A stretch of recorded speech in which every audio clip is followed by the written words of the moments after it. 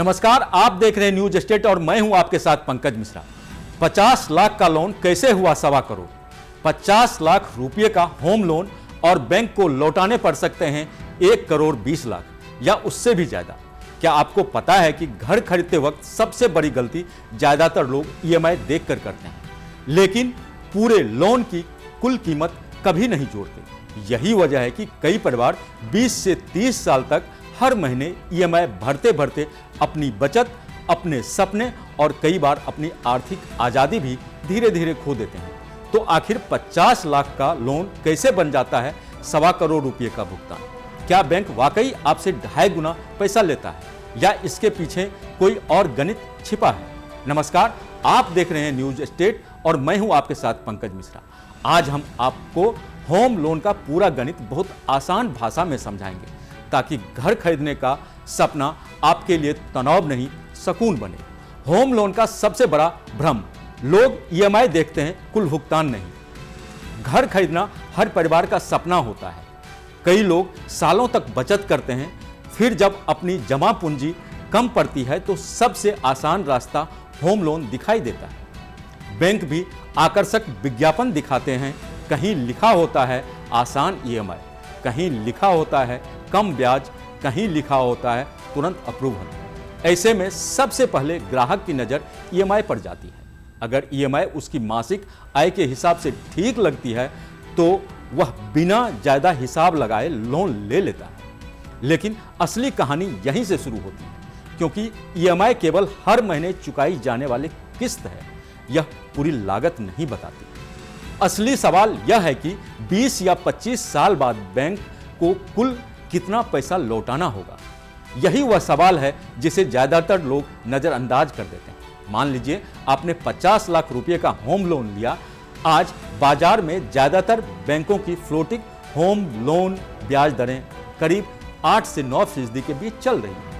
अगर औसतन 8.5 से 9% ब्याज मान लें और होम लोन की अवधि 20 से 25 साल रखी जाए तो कुल भुगतान 1 करोड़ 10 लाख से लेकर करीब 1 करोड़ 30 लाख रुपए तक पहुंच सकता है। यानी मूल रकम 50 लाख थी, लेकिन ब्याज जोड़ने के बाद बैंक को लौटाई गई रकम 2 गुने से भी ज्यादा हो जाती है। बहुत से लोग पहली बार यह आंकड़ा देखकर चौंक जाते हैं। उन्हें लगता है कि बैंक ने अतिरिक्त पैसा ले लिया, जबकि सच यह है कि यह पूरा गणित समय और ब्याज का होता है। बैंक हर महीने बकाया मूलधन पर ब्याज जोड़ता है। शुरुआत के वर्षों में आपकी ईएमआई का बड़ा हिस्सा ब्याज चुकाने में चला जाता है और मूलधन बहुत धीरे धीरे कम होता है। यही वजह है कि शुरुआती 5 से 7 साल तक लाखों रुपया ईएमआई देने के बावजूद लोन का बड़ा हिस्सा बाकी रह जाता है। इसलिए लोन लेते समय केवल ईएमआई नहीं बल्कि टोटल कॉस्ट ऑफ लोन यानी पूरे कार्यकाल में होने वाले कुल भुगतान को समझना बेहद जरूरी है। अगर आपने यह गणित समझ लिया तो आप अपने बजट के अनुसार ही फैसला ले पाएंगे और भविष्य में आर्थिक दबाव से भी बच सकेंगे। आखिर 50 लाख का लोन 1.25 करोड़ कैसे बन जाता है? अब सवाल उठता है कि आखिर ऐसा कैसे होता है? क्या बैंक कोई अतिरिक्त शुल्क जोड़ देता है? क्या कोई छिपा हुआ चार्ज होता है या फिर यह सिर्फ ब्याज का असर है? जवाब, मुख्य कारण ब्याज और समय दोनों है। इसे आसान उदाहरण से समझिए।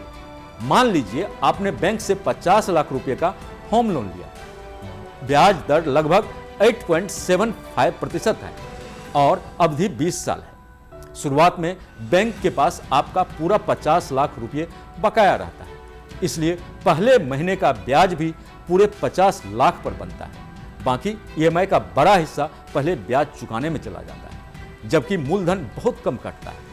अगले महीने में भी लगभग वही स्थिति रहती है। धीरे धीरे मूलधन कम होता है, इसलिए ब्याज भी कम होने लगता है। लेकिन यह प्रक्रिया काफी लंबी होती है। इसी वजह से शुरुआती वर्षों में ऐसा लगता है कि ईएमआई भरने के बावजूद लोन कम नहीं हो रहा है। यही वह कारण है जिसकी वजह से कई वित्तीय सलाहकार कहते हैं कि अगर आपके पास अतिरिक्त पैसा आए, जैसे बोनस, इंसेंटिव या किसी निवेश का लाभ, तो उसका कुछ हिस्सा होम लोन प्रीपेमेंट में लगाना समझदारी हो सकती है। इससे धीरे धीरे मूलधन कम होता है और आने वाले वर्षों का ब्याज भी घट जाता है। यही वजह है कि कई लोग 20 साल का लोन लेकर 12 या 15 साल में खत्म कर देते हैं और लाखों रुपये ब्याज बचा लेते हैं। यही गणित समझना सबसे जरूरी है, क्योंकि होम लोन में सबसे महंगा हिस्सा घर नहीं होता, बल्कि लंबे समय तक दिया जाने वाला ब्याज होता है। अगर आपने समय रहते ब्याज के इस खेल को समझ लिया तो वही घर आपको आर्थिक मजबूती देगा। लेकिन अगर बिना योजना के बड़ा लोन ले लिया तो वही ईएमआई कई साल तक आपकी आय का बड़ा हिस्सा खा सकती है। इसलिए घर खरीदने से पहले केवल बैंक की पात्रता मत देखिए, अपनी आर्थिक क्षमता भी जरूर देखिए। कम ईएमआई की राहत, लेकिन लंबी अवधि का सबसे बड़ा नुकसान। अगर बैंक आपको दो विकल्प दे, पहला 15 साल का लोन जिसकी ईएमआई थोड़ी ज्यादा होगी, दूसरा 30 साल का लोन जिसकी ईएमआई काफी कम होगी, पहली नजर में ज्यादातर लोग दूसरी योजना चुन लेते हैं। वजह साफ है, हर महीने जेब पर कम बोझ महसूस होता है, लेकिन यही सबसे बड़ा वित्तीय भ्रम पैदा होता है। कम ईएमआई हमेशा सस्ता लोन नहीं होती। कई बार कम ईएमआई का मतलब होता है कि आप बैंक को कई साल तक ब्याज देते रहेंगे, यानी आज की राहत भविष्य के लिए बड़ी कीमत बन जाती है। मान लीजिए दो लोगों ने लगभग एक जैसी कीमत पर घर खरीदा। पहले व्यक्ति ने 15 साल की अवधि चुनी, दूसरे ने 30 साल की। दूसरे व्यक्ति की ईएमआई कम जरूर रही, लेकिन उसने ब्याज के रूप में पहले व्यक्ति की तुलना में कई लाख रुपए अधिक चुकाए।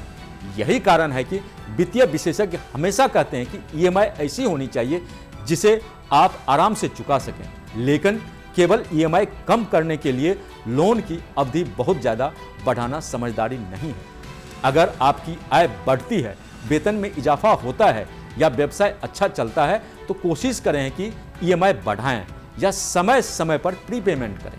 इससे ब्याज का बोझ तेजी से घटता है। याद रखिए, बैंक के लिए लंबी अवधि का लोन अधिक लाभदायक होता है, क्योंकि उसे लंबे समय तक ब्याज मिलता रहता है। वहीं ग्राहक के लिए छोटी अवधि का लोन अक्सर कुल लागत कम करने का बेहतर विकल्प बन सकता है। इसलिए घर खरीदने का फैसला केवल इस आधार पर न लें कि ईएमआई कितनी कम बन रही है, यह भी देखें कि आखिर पूरी अवधि में आपकी जेब से कुल कितना पैसा निकलने वाला है। यही गणित आपकी आर्थिक सेहत को तय करेगा। होम लोन सिर्फ जेब नहीं, आपकी पूरी जिंदगी का बजट बदल देता है। होम लोन का असर केवल बैंक खाते तक सीमित नहीं रहता, इसका प्रभाव आपकी पूरी जीवन शैली पर पड़ता है। जब हर महीने आय का बड़ा हिस्सा ईएमआई में चला जाता है तो सबसे पहले वैकल्पिक खर्च कम होने लगते हैं, परिवार की छुट्टियां टल जाती हैं, नई कार खरीदने का फैसला आगे बढ़ जाता है, बच्चों की हॉबी, क्लास या अतिरिक्त गतिविधियों पर दोबारा सोचना पड़ता है। कई बार परिवार बाहर खाना कम कर देते हैं, कुछ लोग अपनी पसंद की चीजें खरीदना बंद कर देते हैं। धीरे धीरे यह सिर्फ खर्चों की कटौती में नहीं रहती, बल्कि जीवन शैली का हिस्सा बन जाती है। इससे भी बड़ा असर निवेश पर पड़ता है। कई लोग एसआईपी बंद कर देते हैं, म्यूचुअल फंड में निवेश रोक देते हैं, रिटायरमेंट प्लानिंग पीछे छूट जाती है। कुछ लोग इमरजेंसी फंड भी नहीं बना पाते। इसका नुकसान तुरंत नहीं दिखता, लेकिन 10 या 15 साल बाद महसूस होता है, क्योंकि जितना पैसा निवेश में जाना चाहिए था वह ब्याज के रूप में बैंक के पास चला गया। यही अपॉर्चुनिटी कॉस्ट है, यानी वह अवसर जो आपने खो दिया। अगर वही पैसा नियमित निवेश में जाता तो संभव है कि वह भविष्य में बड़ा फंड बन जाता। इसलिए घर खरीदते समय केवल यह मत सोचिए कि ईएमआई भर लेंगे, यह भी सोचिए कि ईएमआई भरने के बाद क्या आपके पास बचत, निवेश, बीमा, बच्चों की पढ़ाई और बुजुर्ग माता पिता की जरूरत के लिए पर्याप्त पैसा बचेगा।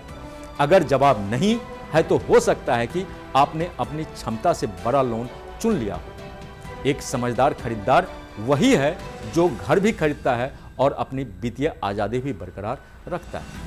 नौकरी गई, आय घटी या मेडिकल इमरजेंसी आई तब क्या होगा? जिंदगी हमेशा एक जैसी नहीं चलती।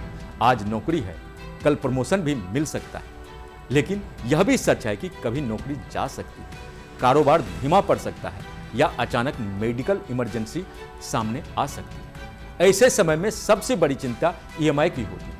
बैंक हर महीने आपकी किस्त समय पर चाहता है। उसे इस बात से फर्क नहीं पड़ता कि आपकी नौकरी चली गई है या कारोबार में घाटा हुआ है।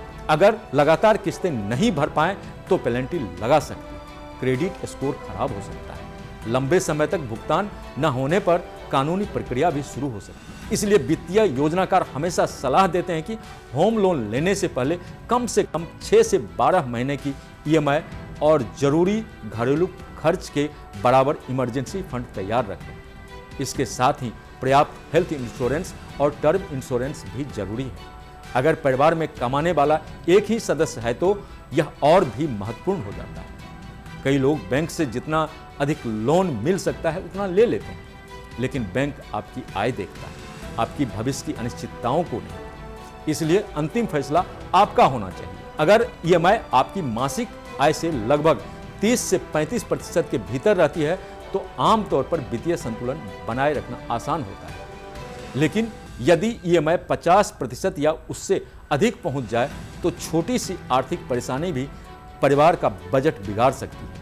इसलिए होम लोन लेने से पहले खुद से एक सवाल जरूर पूछिए। अगर अगले 6 महीने आय कम हो गई तो क्या मैं बिना तनाव के ईएमआई भर पाऊंगा? अगर जवाब हाँ है तभी आपका फैसला वास्तव में सुरक्षित माना जा सकता है। फ्लोटिंग या फिक्स्ड, किस होम लोन में है फायदा? प्रीपेमेंट कैसे बचा सकता है लाखों रुपए? अब बात करते हैं उस सवाल की जो लगभग हर होम लोन लेने वाले के मन में आता है।